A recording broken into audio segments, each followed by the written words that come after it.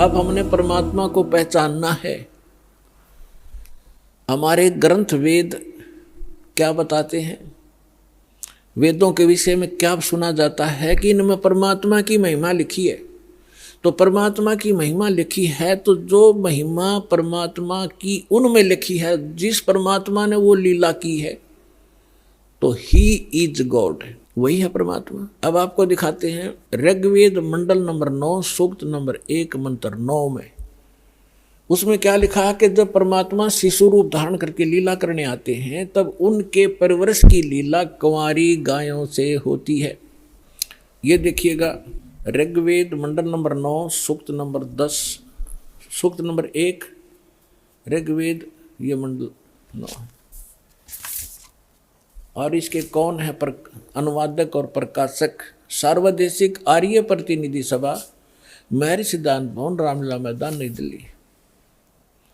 महर्षि सिद्धांत द्वारा अनुवादित लिखा है इसमें। मुद्रक Prince offset printers 1510 Pataudi house त्रियागन, नई दिल्ली। इसके बिल्कुल ये 9 मंडल से स्टार्ट है।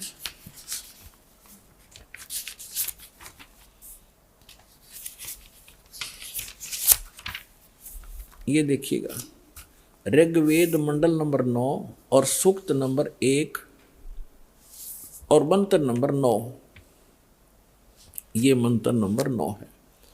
इसकी संस्कृत है अभि इमम अधन्या उत्सन्नितम शृणंती धेनव, धेनो माने गाय, शिशु माने शिशु रूप में प्रगट परमात्मा, सोमम, सोम माने अमर परमात्मा, इंद्राय पात्वे। इसका अर्थ इन्होंने किया है, उस सोम माने अमर परमात्मा को इन्होंने सोम मान लिख दिया, सोम स्वभाव वाले पुरुष को। हर देखो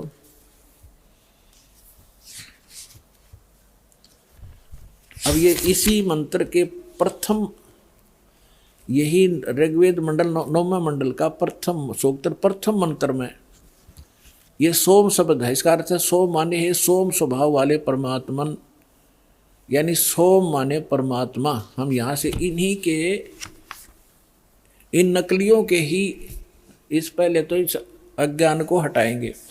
अब देखो उस सोम मान, अब ऋग्वेद मंडल नंबर 9 सूक्त 1 मंत्र हम 9वां आगे। उस सोम माने अमर परमात्मा को, पुरुष माने भी परमात्मा होता, उस अमर परमात्मा को जो शिशु रूप में प्रकट होता है,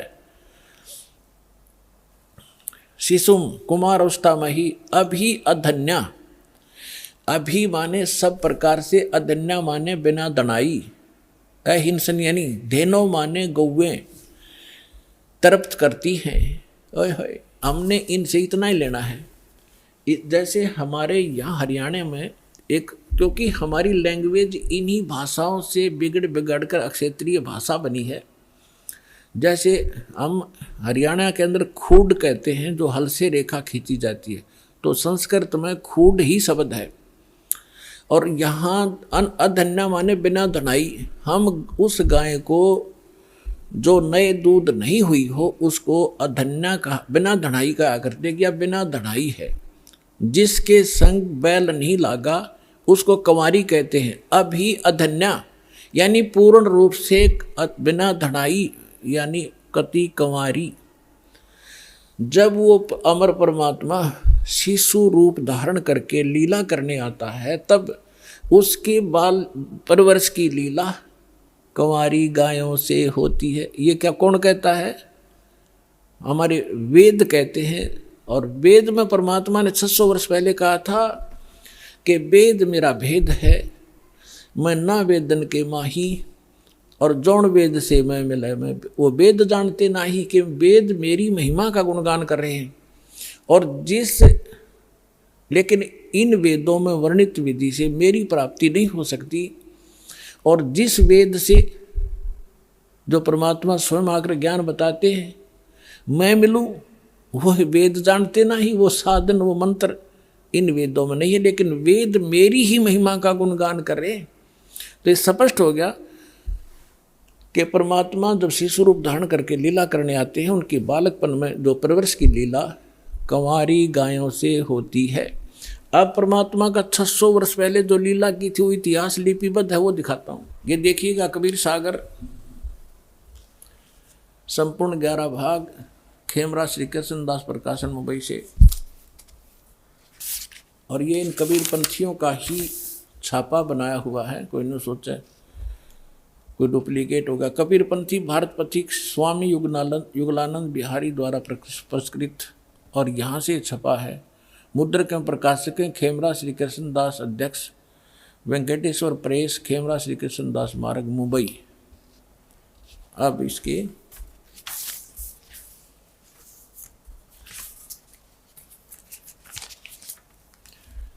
अब ये है कि ज्ञान सागर खंड है, ज्ञान सागर 74 पृष्ठ पे। अब कहते हैं, सुन जुल्हा मन भयो आनंदा, जैसे जमी चकोर पाया निशी चंदा। जुल्हाए को जब ये पता चला कि ये परमात्मा हमारे लिए आए हैं, यानी जुल्हाए बच्चे को पाकर जुल्हा बड़ा खुश हुआ। ले सुत चलो हर्ष मन कीना, ता तो पुन अस बोल ही लीना। सुत काशी को ले चले, लोग देखण ते आव, अन्न पानी भक्षय नहीं, खावे नहीं, जुल्हा शोक जनावे। तब जुल्हा मन कीन तिवाना, रामानंद सो कही उत्पाना। मैं सुत पायो बढ़ाओ गुणवंता, कारण कौन बखै नहीं संता। रामानंद ध्यान तब धारा, जुल्हा सो अस वचन उचारा। पूर्व जन्म ते ब्राह्मण जाति, हर सेवा की नी भली भांति। कुछ तो सेवा हर की चुकाता, ते भयो जुल्हो का रूपा। प्रीति प्रभु गए तो लेनी, ताते उद्धान में सुत तो दीना। अब इन्होंने जैसे कबीर पंथियों ने, वैसे तो दुखी व्यक्ति सब जगह जाते हैं अपने पुत्र के लिए, रामानंद जी से भी मिले होंगे, लेकिन वास्तविकता ये है क्योंकि परमात्मा ने कहा था कि गरीबदास वाले बार में पंथ में गरीबदास जी के द्वारा मेरी यथार्थ महिमा की वाणी पुनः प्रकट की जाएगी। तो उसमें भी यही प्रमाण है कि एक अनव्यावर को दूध दिया तत्काल, और पीवे बालक ब्रह्म गति, ता शिव भय दयाल। शिव उतरे शिव मंडल से, अब अवगत वतन विनोद, और मैं के बदन खुलास कर फिर लिया ईसको गोद। तो यहाँ जैसा भी है, इन्होंने फिर भी उस सच्चाई को पकड़ना, हमने उस समय मालिक के साथ ने क्या लीला की थी। अब ये क्या कह रहे हैं कि रामानंद जी के पास गए, कौन? नीरू।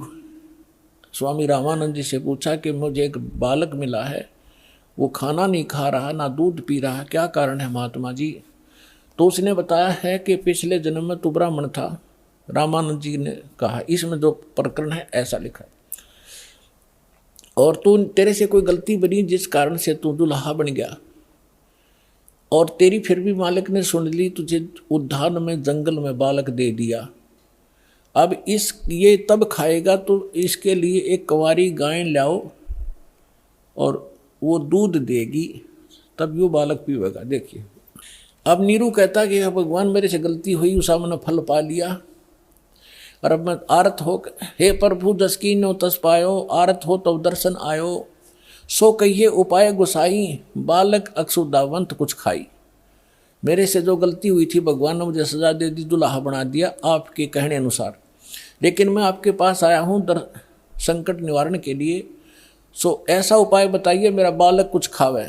तो रामानंद अस युक्ति विचारा, तुम सुत कोई ज्ञानी अवतारा।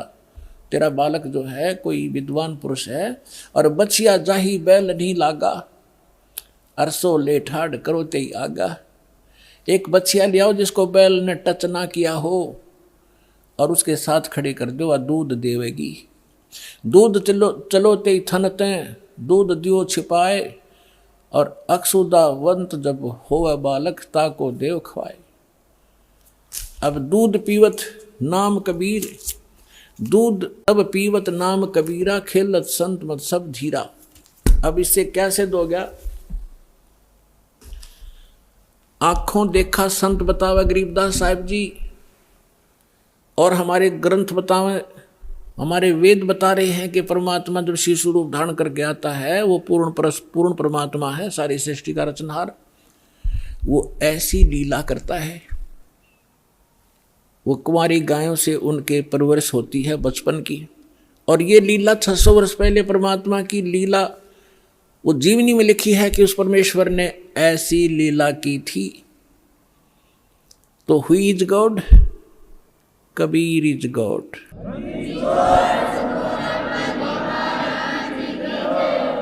अब फिर क्या होता है,